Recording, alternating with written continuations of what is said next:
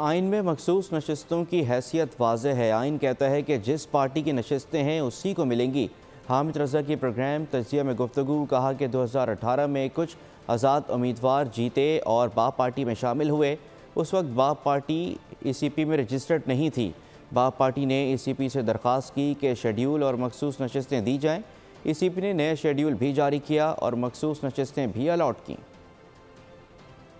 मैंने अपना टिकट जमा करवाने की कोशिश की अपनी पार्टी का, तो इसी इलेक्शन कमीशन के RO साहब ने या उनके स्टाफ ने रिफ्यूज कर दिया कि जी वो टिकट जमा नहीं हो सकता, आपकी हैसियत इंडिपेंडेंट हो गई है।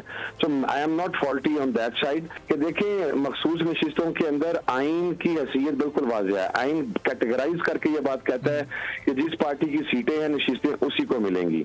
रूल्स एंड प्रोसीजर आइन के ताबे नहीं है, आइन रूल्स एंड प्रोसीजर के ताबे है।